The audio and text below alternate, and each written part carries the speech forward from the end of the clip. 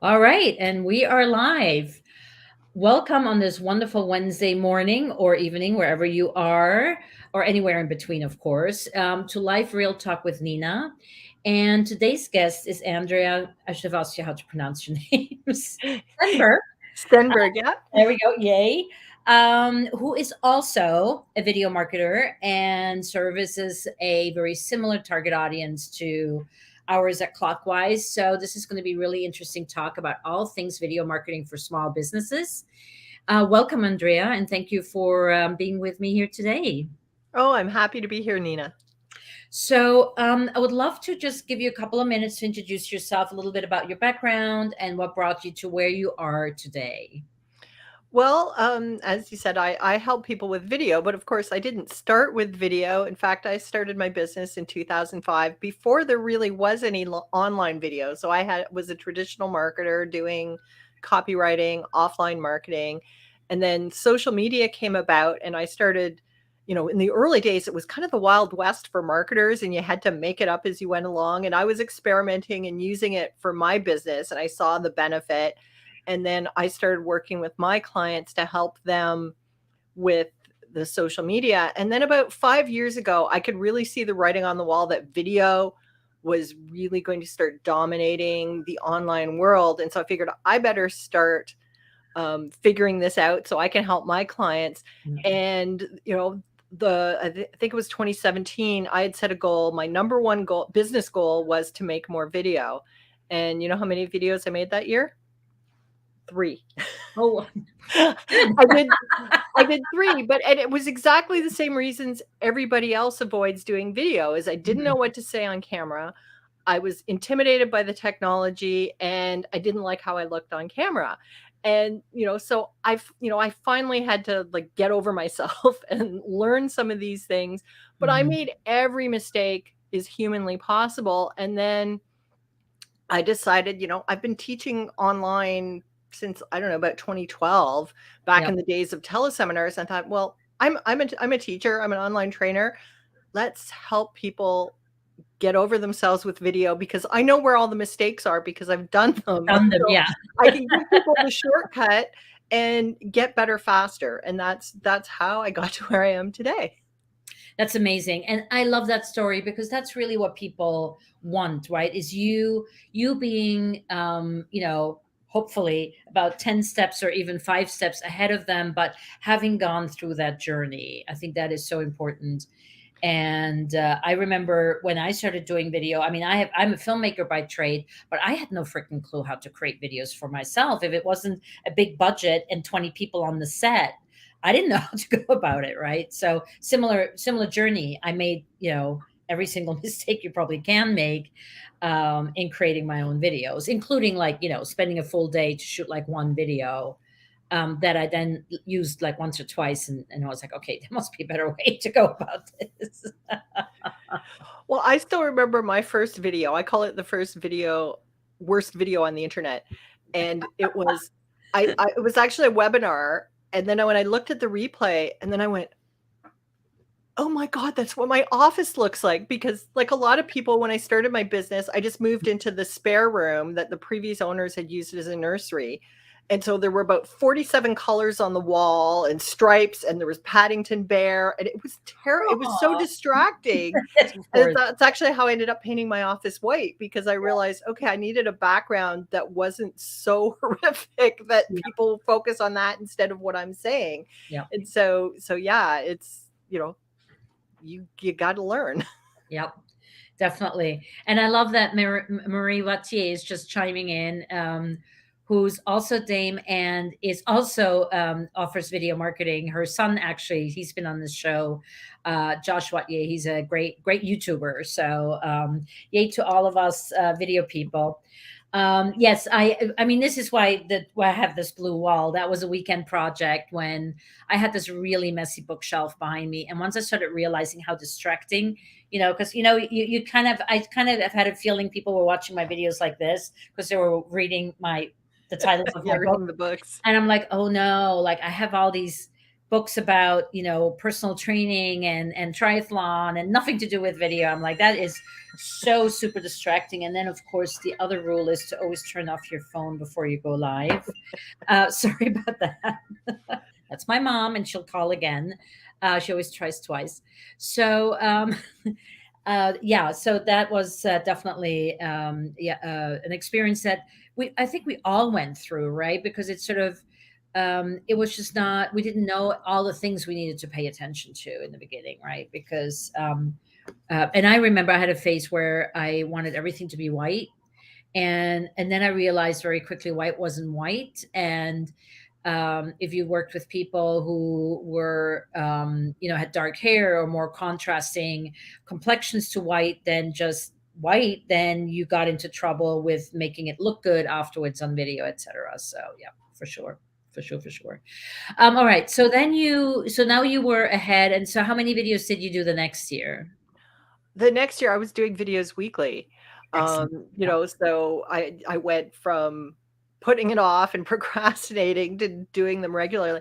I think one of the things though that really helped me move forward was the decision to focus more on live video. Yeah. I was just going to ask you about that. Yeah. Yeah, because the nice thing about live video is you don't have to edit it. If you don't want to, you can I can skip the software, you can skip the learning curve because I mean, it's a big learning curve learning how to edit. And you can, if you can use your web browser, you just Yeah. push that go live and go, and obviously you can do other bells and whistles and do fancier stuff, but to just get started, go live and start talking.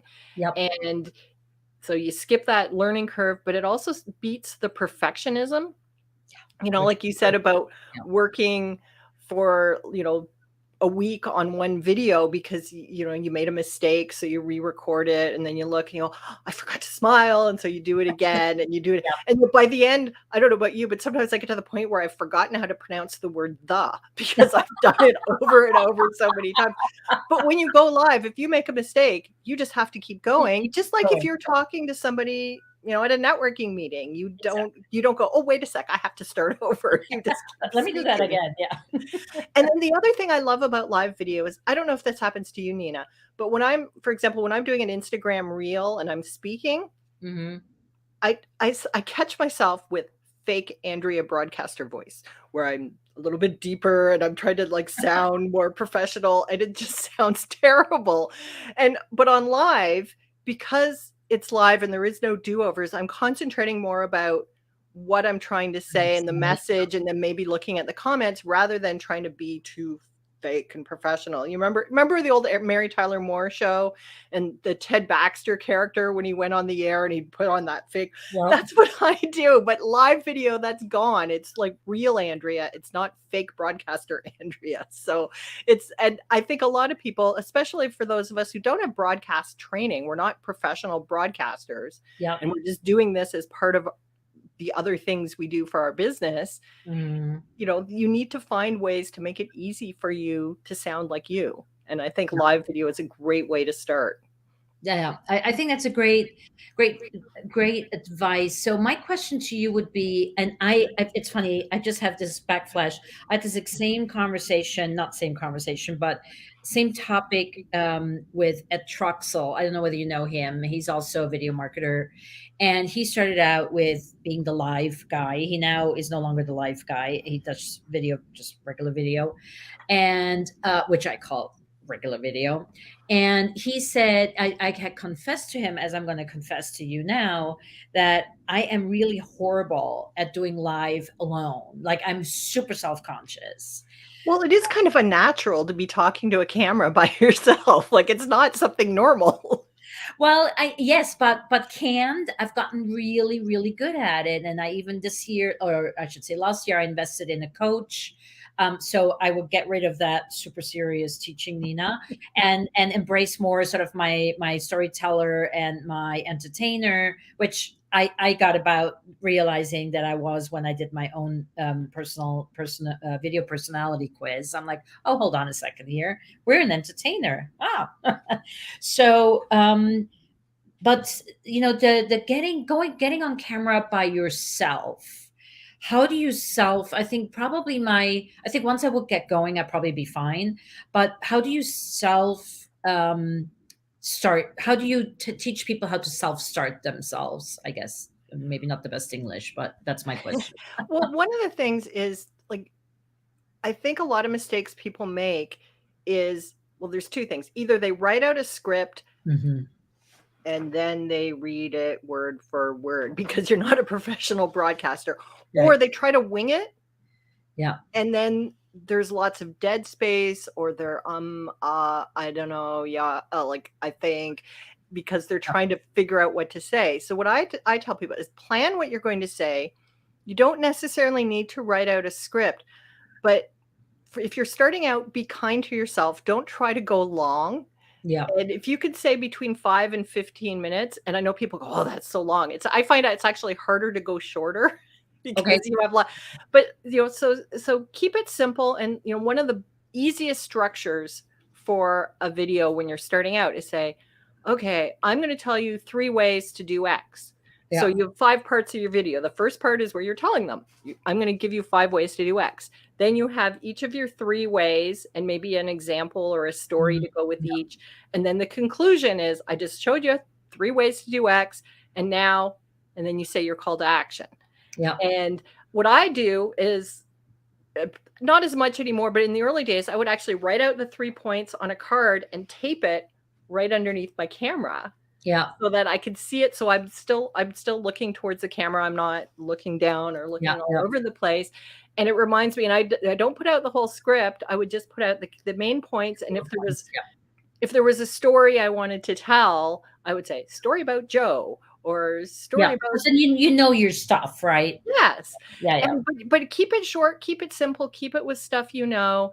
And the nice thing too about live video, if you're just starting out, Hmm. the algorithm isn't going to show it to a lot of people. Like when you're first starting out, you'll be lucky if you get one person on live. So it's kind of like practicing like if you were going to speak in front of a live audience, practicing in front of your husband, Yeah. and then maybe later on you practice in front of your networking group, and then maybe you go to a little chamber event, and then eventually you go to a big stage. And live video is like that. You Yeah. start Small. start Yeah. small, With and then training as you get wheels. better and more people get, and if you get consistent, people start showing up and you get more people on live. So it's, Yeah. because I know that's the big fear. And I know my first videos were horrible too, but you get to practice and get better and grow. And as you get better, your audience grows. Yeah. Yeah. For sure. So talking about audience growing, how does that work? I don't know whether you know about LinkedIn specifically, but how does it work with LinkedIn and the algorithm and lives and how often, how long? Do you have any insights there? Well, one of the things that's interesting, so all the platforms, not just LinkedIn, but also Facebook, everybody, even Pinterest now is pushing video, and they're starting to push live video. Yeah. And one of the things is there, all the platforms' internal data is showing that people watch live videos longer than pre-recorded videos. Okay. And the really interesting bit is, even when they're watching the replay, people watch for longer. Interesting. And I think there's a few reasons for this. I think, first of all, it's that whole thing, like I said, about the fake broadcaster voice versus being authentic. It's you. Yeah. The other thing is, being live, there is a different kind of energy because you're live. And I think people like that. And if a video is too polished and too well edited, it starts to feel like a commercial. And Yeah. nobody wants to watch a commercial. Whereas when it's live and maybe you make a mistake or you forget something or somebody pops on and asks a question, it feels more authentic. And I know a lot of marketers throw around that word authentic a little too much, but in this case, it's like the real you. Yeah. And I think people like that.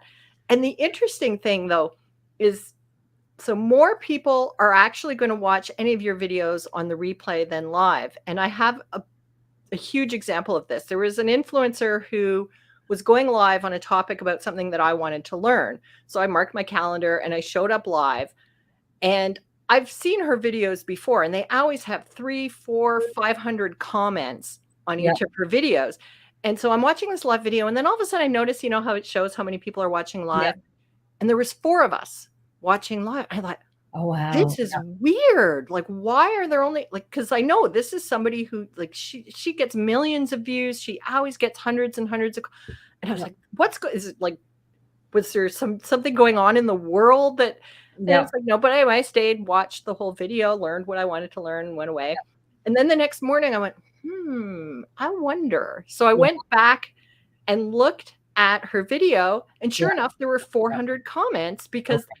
and here is this massive influencer. 95% of the people watching her video watched on the replay. So, you know, I tell people when you're starting out, and even once you've been doing it for a while, because this woman's been doing it for a long time, is don't assume because nobody showed up live that this was a waste of your time. Present like you're in front of a full audience Yeah. because people are going to watch later. People will watch when they want to watch. So start talking right away. Don't wait for people to show up and pretend you've got a full audience in front of you because you might have. Absolutely. And I think replay, I see that with a coach friend of mine who always asks people when they watch the replay to put hashtag replay into the comments. And then when you see it, it's like hundreds and hundreds of hashtag replay and very few. And I mean, even us right now, we've had 4 comments so far of people who've watched and sort of dipped in and out or are still here. Please still be here. Um, but it's in the replay, that's for sure. Yeah, yeah, absolutely. So that's actually really interesting. So, and then I always feel like, I always teach my clients that, 30 to 90 seconds is sort of the golden rule for pre-produced videos. Sometimes, we skirt into 2 minutes, but I understand with a live, you probably want to go a little longer, right? Why is that? Well, first of all, the answer, the true answer to how long should your video be is it depends. Yeah, I Because, love and people hate that because it.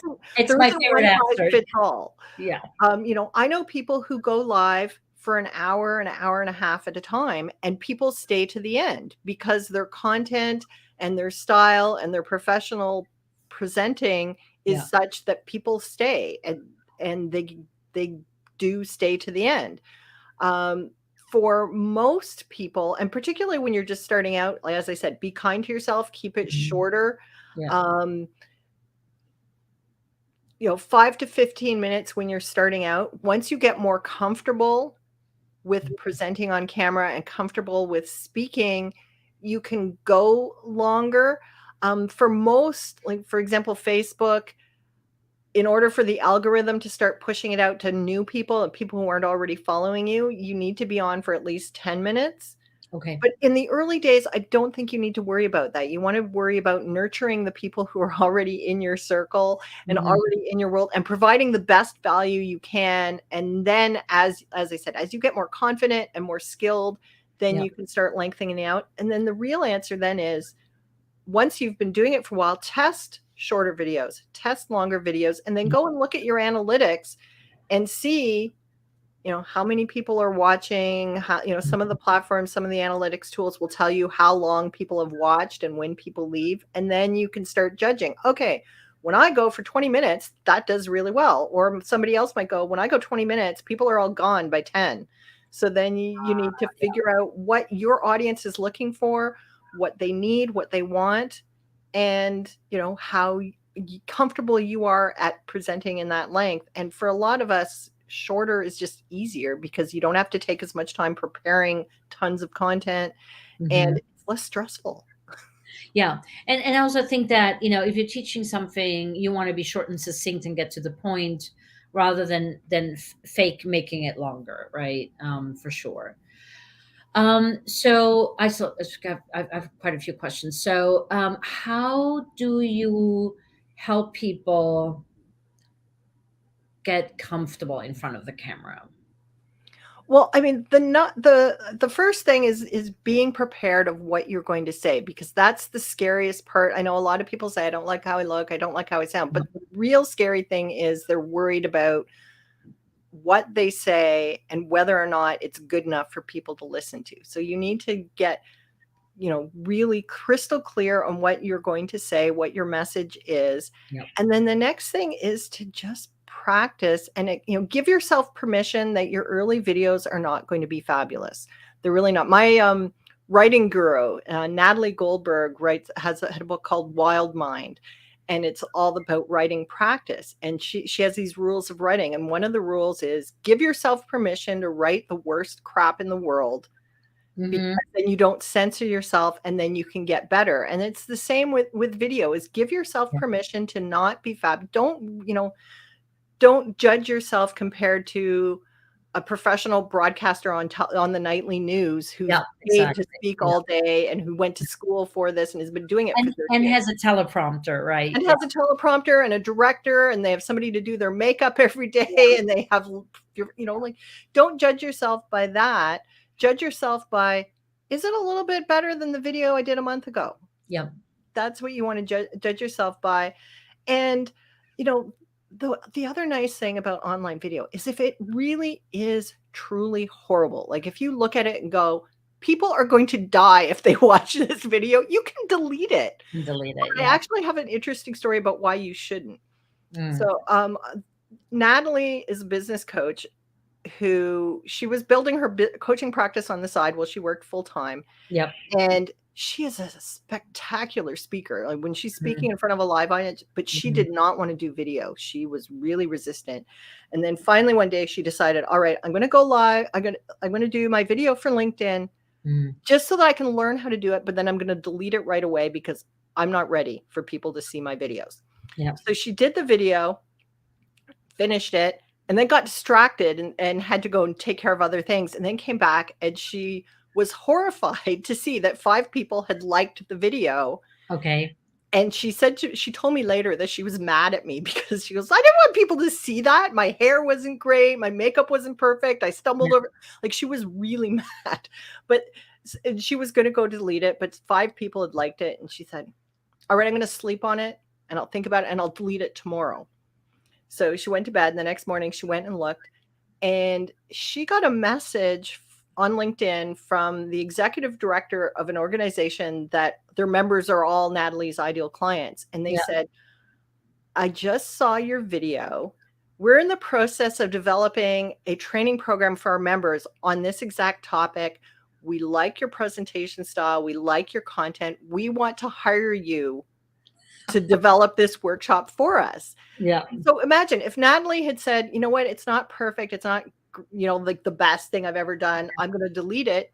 She would have missed out on this opportunity. But because she took the chance, put it out there, and I mean, she really does know her stuff. So the content was fabulous. It just Right. was, the hair and the makeup Yeah. and She didn't feel like she presented herself in the most perfect way. Yeah. that's the thing with video, and actually with all marketing, is it's really about sharing the right message to the right people Yeah. at the right time.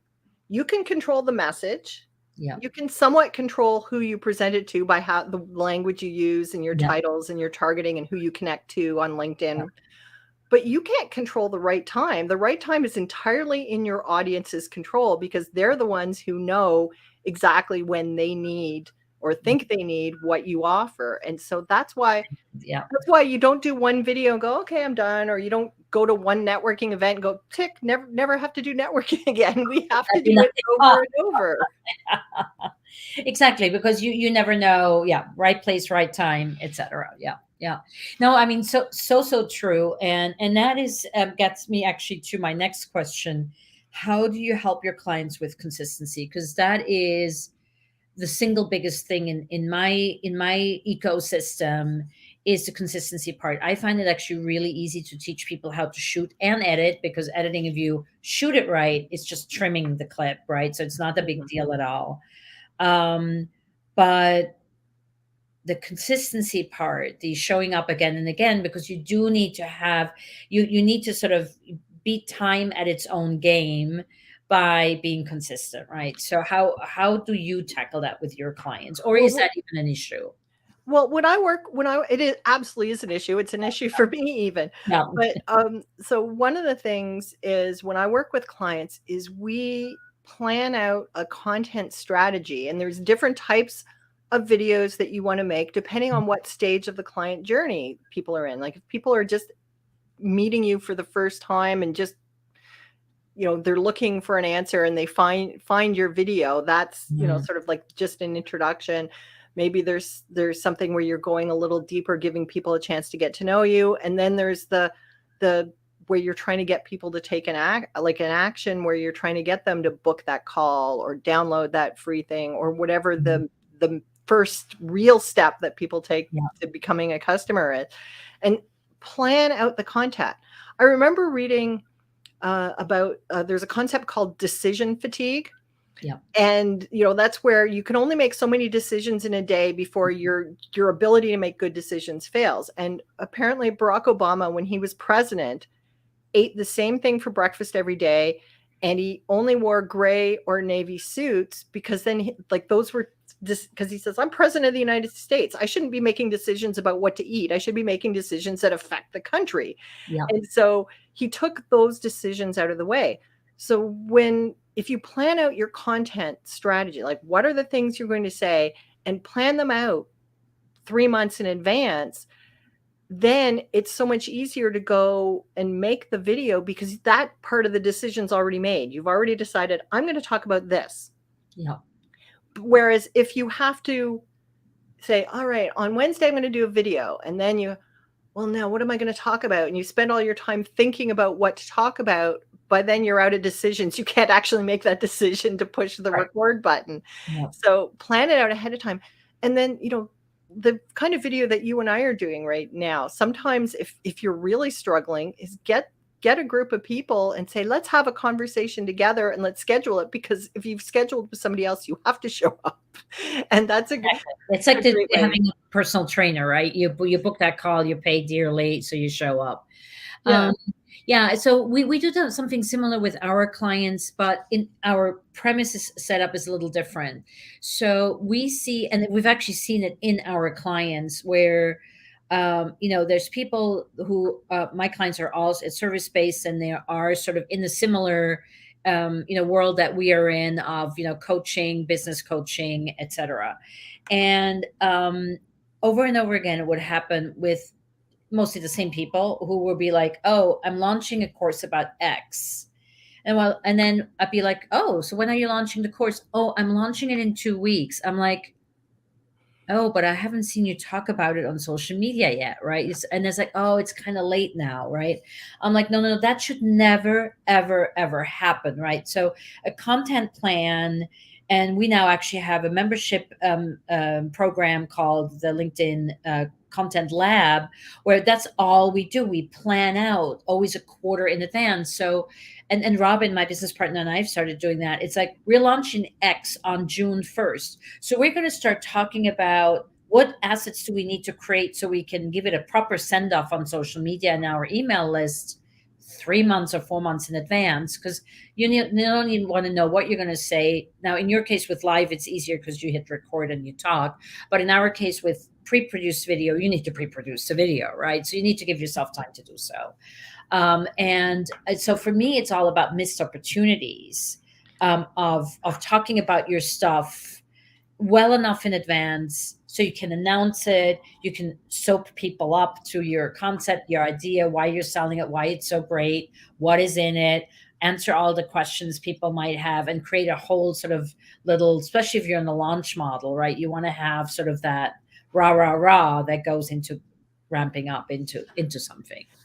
And the other thing is, like, I think, and I've done this in the past as well, is I think a lot of particularly coaches are like, we all entrepreneurs, we have lots of knowledge, lots of Mhm. information, and we want to share it all and feel like every piece of content we produce has to be absolutely 100% unique.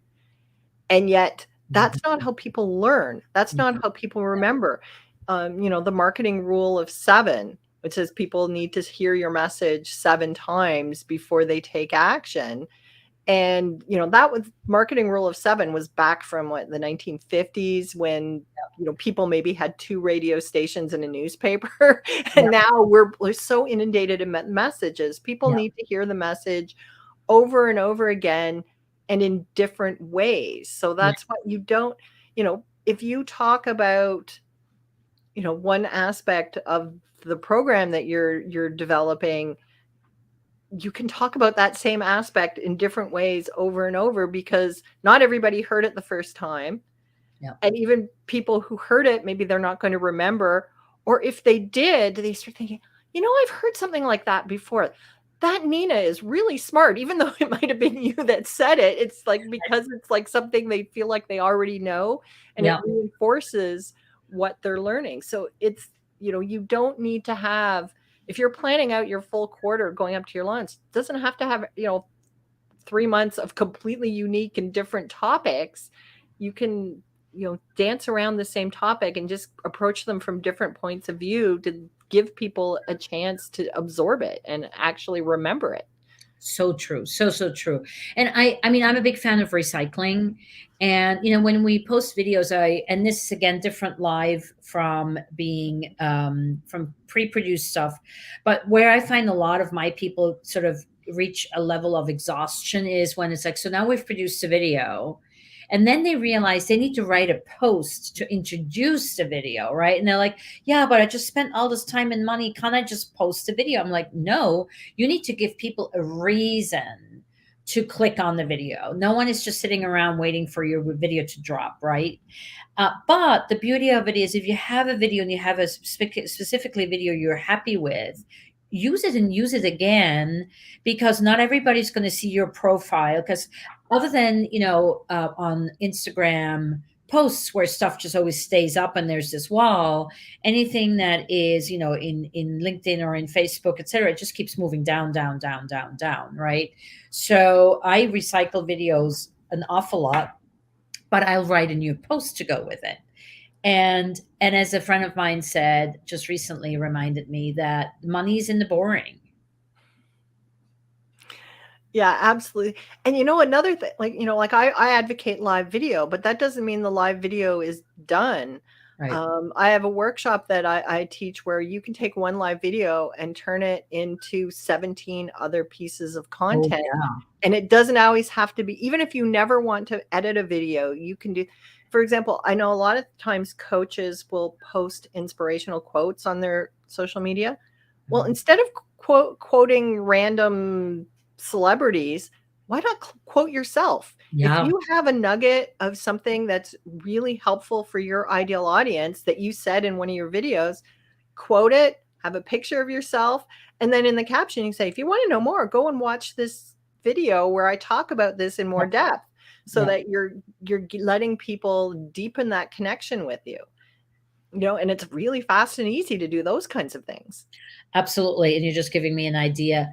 Yeah, I used to, when the pre-video, when I didn't dare do video for myself yet, on social media, I stole I got this idea from a friend, who was a super high end VA. And what she did, she had a spreadsheet where every blog post, back then we were still blogging, and I know you know all about blogging because you're an award winning blogger. And what she had me do is every blog post I wrote, I picked 3 quotes from myself, put them in a spreadsheet, column 1, 2, and 3, and then we just went down, column 1, all the quotes, and I met maybe, when we started, I might have had 20 blog posts so far. And then when we were done with those 20, we just started with the second quote of 1, 2, 3, 4, 5, 6, 7, 20. And this way we got to promote, and then of course always a link to the actual post and a nice little background so the quote looked nice. And it was a great way to have consistent content for years on end, because the list would get longer and longer. And it was great to have all these quotes. And of course, now, with video, I see a lot of people animating those quotes to make them, be the thing that moves. But I also know that, you know, video is just like no other medium, creates that personal connection when it's you talking. So I think not all video is created equal. And, you know, anything that is in the animation world or in the whiteboard or like figure animation, it it might serve bigger companies that have complex things to explain, concepts or ideas. But I think for us business, so small businesses and service-based businesses, the videos that we create are there to create a connection with our potential clients, right? And Yeah, that's really, yeah, absolutely. yeah. Especially, like, I think coaches, Mhm. healers, Yeah, even realtors, somebody where like, if I'm selling a water bottle, I can like put a I don't have to be on camera. I can right. hold up a picture. I can talk about what makes it unique and what Yeah, makes it better than a different water bottle. But when it's me, you know, it's harder. And I think, like, one of the things I hear from my clients, people will say to me, Andrea, I haven't invented some secret special system, or I don't have some unique, I'm a coach and I do the same thing as every other coach. There's nothing special about me. And I'm like, no, you are the thing that's yes, special. And yeah, there could be 10 coaches coaching on exactly the same thing, but because everybody has a different personality, a different style, a different, energy, mm, and people are attracted to that. That's, that's I a think you and I differential. both know, like, I've had coaches where I've heard 10 coaches say exactly the same thing, but there's one coach that said it in a certain way that said, "Oh, now I get it. Now I understand," or "Now it makes sense to me. That's the coach I'm going to work with." And by going on camera and letting people virtually look you in the eye, they can, hear your energy, Yeah, get a taste of your personality in a completely non-threatening way. It's so much less intimidating to watch a video than to book a call where the person's going to try to sell you something. yeah. So by having videos where people get a chance to get a taste of your personality, your expertise, and your style, Mhm. by the time people book a call with you, they're already halfway decided that they're going to hire you. Oh, yeah, probably more than half, but I totally agree, totally agree. And, you know, it's also, and I have the same conversation with my clients about, you know, and I always say, like, when you ask a person, "What is your unique selling point?" You get sort of this waffly answer, "Oh, 30 years in business, you know, blah, blah, blah." So what I've started doing, and I struggle with that myself, very frankly, because I'm like, oh, but I'm the real deal. I'm a real filmmaker. I'm like, who cares, right? But when I ask people what pisses you off about your industry, that's where the unique selling proposition comes in, right? Because then most people that you and I work with have a story to share, right? That's why they even are on video. That's why they are, you know, being successful on social media and as business coaches, because they're not just sitting there, you know, crunching the numbers or doing whatever. They actually have a story to share and have a reason why they're doing what they're doing with their clients. And if you can tease that out of them, and we call it the disruptor, question. And not everybody will connect with the word disruptor, but you know, it's change agent, or just you know. But yeah, the moment we ask what pisses you off about your industry, that's like normally the floodgates open. You go like, okay, we're recording. Well, and then also I like what you said about that everybody has a story to tell. And every time you're teaching or sharing some of your expertise, tell a story. Telling a story is way more effective. For example, when I told that story about Natalie and, Yeah, she that, wanted to leave, if you're I not, just said, well, put up a video because you never know who might see it. Nobody's going to remember that. But when you hear the story of her putting up the video, she was going to delete it, that she was mad at me that people actually saw the video, and then she got hired because of yeah, it. That's something that people can remember and relate to. And for a lot of people, that's a little bit challenging to get started, is remembering to tell stories, because, we want to share all our information and we want to, kind of go, blah. But telling the stories makes it easier for people to visualize how that can apply to them. Because if you can tell a story that somebody goes, oh, I'm like that person. Oh, I see how that could apply to my life and my business and the way I work. Then it makes the connection feel better because human beings, that's I think the one thing that really makes us different from all the other animals is we are storytellers. That's Yeah. why there's television. That's why there's a movie industry. That's why Mm. there are books, because we love stories. And if we can tell a story that illustrates what we're trying to teach, it's just so much more powerful and more interesting. And people connect with stories, and like the story with Natalie, perfect example. I will remember that story. I might actually retell that story because it's so good, right? But if you just had, yeah, facts and figures, unless I can probably retain one or two facts and figures if I have a really burning itch, and that's exactly what I'm honing in right now.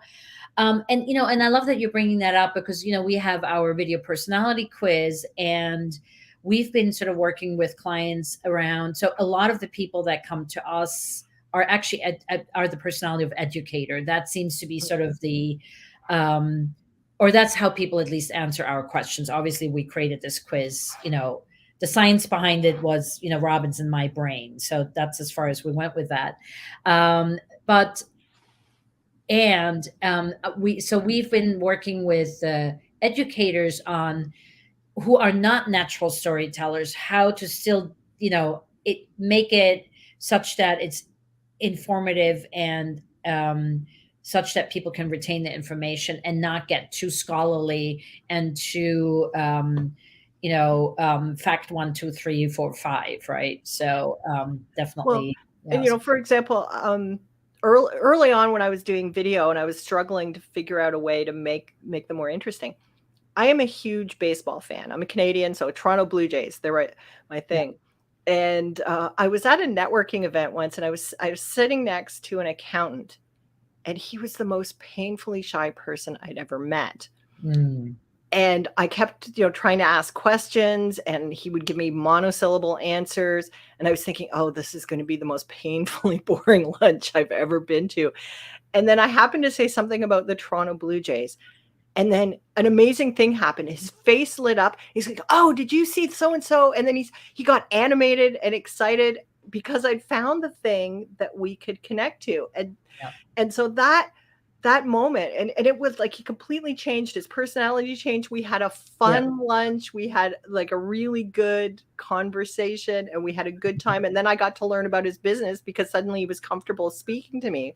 Yeah. So I did a whole series of videos that I called Baseball as a Metaphor for Business.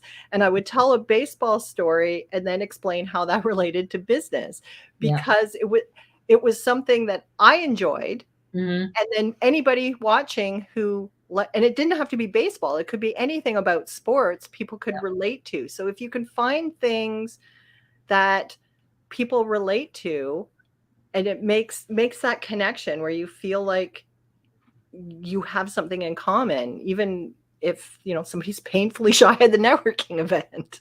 Yeah, and I think that you're bringing up a brilliant point here because it's like we always say like share something personal about yourself on social media, and a lot of people are like, I don't want to share anything personal, and I'm like, well, people need to be able to connect with you, and it's up to you to choose what these personal things are. So you don't have to talk about the fact that you are a three-time divorcee or never have gotten married or don't have children or have 12 children. I know somebody who commented who does. So you can choose what it is, and I always say like pick five things to talk about, and it can be really random stuff, but people need to be able, like you with the gentleman who was so painfully shy, you found that baseball commonality, right? So picking, like I always like talk about being from Switzerland and sharing that I spend a lot of time there, or I have a dog, or I'm a citizen pruner. It doesn't really matter what it is, just something where people go like, this is cool, I can connect to it, beyond this is the video person, right? And because that's what people will remember, right? Well, and I heard an interview once with Alan Alda, remember the actor from Yes. MASH? Yeah, yeah, I And work. he had written a book about growing up in a family with mental illness.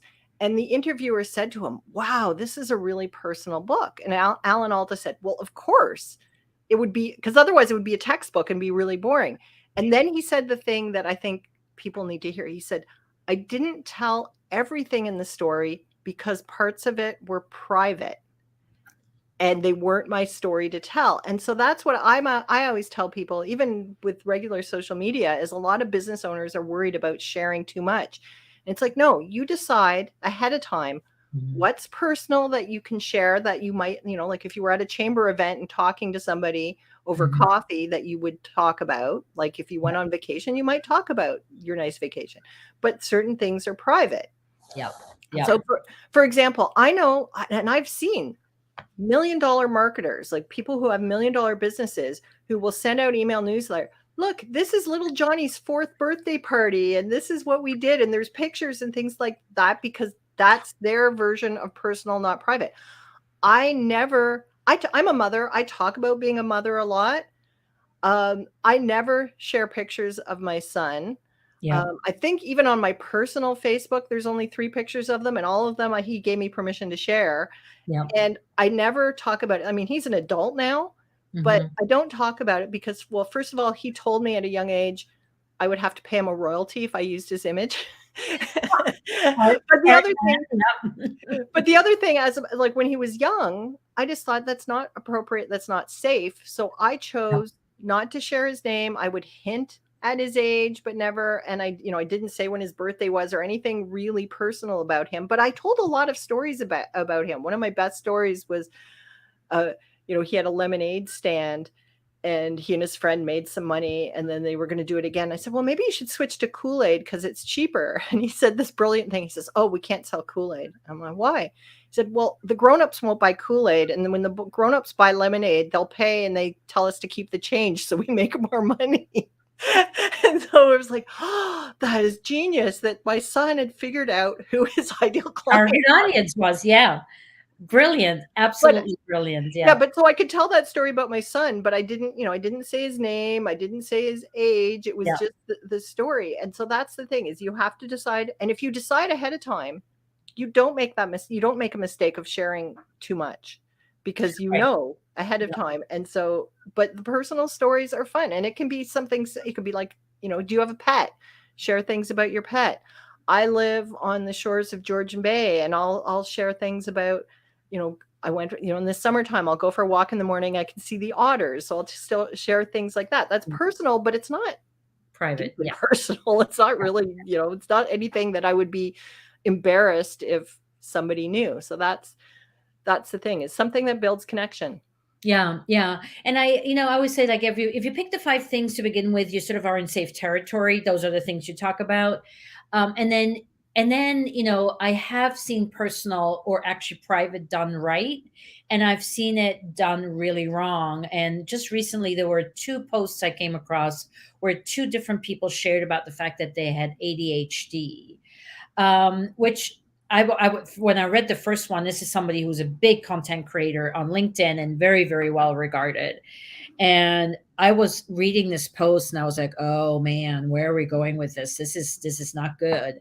But it was so brilliant because he tied it up in a beautiful bow, of this is how I handle it. I have it under control because I am a creative. This is actually important for me to have that ADHD. That is actually, apparently a lot of creatives have it. And then he kind of delivered it in a really nice bow and started a conversation about it as a creative person with ADHD. And the comments were phenomenal. I mean, the conversation that came out of that post was so respectful and so wonderful. I'm like, okay, so here's somebody who just is not just blobbing out, I have this thing. It's somebody who's saying, I have this thing. This is what I do with it. What do you do with it? And started a constructive conversation, right? And then there's the other kind who's like, just got diagnosed. What do I do? And I'm like, oh no, not professional. Don't want to hear that. Yeah. Yeah, I think that, it's being thoughtful and sharing with intention. If you're just using your social media posting as free therapy, that's not a good thing. But if you have a point about it, like something to start a conversation, or to, so that person that you said who was sharing about ADHD probably knows that a lot of his audience also have that. And so he's building the connection with them, and he's also showing that, you can have ADHD and still be successful. So he's like, it's inspirational and it's building that connection. So it's a thoughtful way of sharing something personal. Yeah. And I thought that was sort of what I really felt like. He totally knew his audience. And something I didn't know when I read it is that a lot of creatives do have ADHD, like that one comes with the other, apparently hand in hand. So I thought so that was just really brilliant way. And maybe, similar with Alda, there was probably information that made sense to share and that was helpful. And then, as he said, there's stuff that is private and not his to share. And I think that's the other thing, like you said as well with your son, there are other people in our lives that need to be taken into consideration when we share. Well, or even, because a lot of times, one of the standards in marketing is to share client success stories. And you can either, if you have permission, you can share their name and all the details, or Yeah. you can do sort of a generic story. But I was one of my students in my Camera Shy Entrepreneur course is a massage therapist, and we live in a small town. And I said, well, tell some story. One of the things she specializes in is helping people recover from injuries. I Hmm. said, well, tell a story of somebody who broke their leg. And she goes, yeah, but everybody knows Dave broke his leg. And if I tell the story, everybody doesn't know I'm talking about Dave, because she Yep. lives in a small town. So she had Yep. to be more careful than if she was talking, like for the story I told about Natalie. Now, I've Yep. actually got an interview with her on video where she talks about this story. So I have her permission. But even still, like me saying, Natalie, you don't know who I'm talking about. No, I mean, it could be one of 50,000 Natalies that live nearby you, or, across the United States or Canada. Yeah. Yeah. Yeah. No, and I think you can personalize again. I love the distinction you just made between personal and private. I think that's really, really, really helpful. Yeah. Yeah. Unfortunately, we're nearing the end of this because I could keep going. And as we're doing this, actually, I'm thinking like I need to start. This year I've started focusing on other video marketers for this vessel, or for this real talk with Nina. And I'm thinking like I should create a mastermind for video marketers to meet once a month. I think that would be just so much fun, where we can sort of, talk about our woos and do's and don'ts. Um, anyway, but totally besides the point. So as we wrap it up, Andrea, any two questions. One is, what is the one advice that you will give people who are still on the fence or are struggling with video? And then I'll save the second one for when it's time. All right. Well, the first one is start today. That's the one thing. If I could go back in time to Andrea from 2017 and give her any advice, I'd say start today, because the sooner you start, the sooner you start getting better. And so many small business owners, coaches, whatever, are not doing video yet. So if you start today, you're still going to be ahead of Yeah. probably 90% of your competition. And as you get better, then you're going to grow faster. So start today, start imperfectly, and give yourself permission to get better over time, and don't expect perfection right up front. But start. Love it. Excellent advice. Couldn't have said it better. And then the last question is there anything that you want people, like, anything you're promoting, anything that's coming up for you that you're excited about, that you want to talk about? Well, I have a free tool for people. It's my Expert Entrepreneurs Live Video Checklist, and I actually originally created it for me to make sure that when I go live, all the pieces are in place so that I don't have to worry about that end, and I can just focus on my presentation. So, for example, there's brush your teeth, because I once did a live video. Oh, Big yeah. giant piece of spinach there, or remembering to turn your cell phone off, or if you're filming with your cell phone, making sure it's fully charged. Like all those little pieces of things that you need to do ahead of time to make sure your live video goes smoothly. And I made it for myself just so that I wouldn't forget things. And I print it off and keep it next to me to make sure I don't forget things. And then I thought, well, I use it. Why not share it with other people to make it easier for them to get started? So Great. that's Nice. that's something that I think can help people. That's awesome. I just put it into the chat, but I think I only hit YouTube, so I'm going to put it in when we're done in the other social media places. So yeah, so great checklist. And is there anything you're launching coming up anytime soon that you're excited about? I'm actually just in the process. I'm creating a workshop. It's just right in the early stages for short form video. My Camera Shy Entrepreneur is live video, but this is sort of reels, YouTube shorts, that sort of thing. Because I've had some Oh, people have been asking me lots of questions. I thought, you know what, I think people need a course, so that's what I'm working on. But that's it's I don't even have a name for it yet. oh, okay. Well, I'd be interested because that's totally not what we do, and I could probably learn something as well. So make sure to let me know when you have that ready. I will do. And anybody who's watching, I'm on LinkedIn. If you send me an invitation to connect and say you watched me on Nina's video, I promise to accept your invitation. Yay, that's great. Awesome. Well, Andrea, thank you so much. This was absolutely delightful. I normally try to only go 45 minutes. We went way over, but that's the beauty of life. And it was wonderful to have a conversation with you. And thank you for sharing so many wonderful things. And I took furious notes. There's going to be a lot of fun micro clips out of this. So everybody who stuck with us today or is listening to the replay, thank you for being here. Thank you for spending your precious time with us.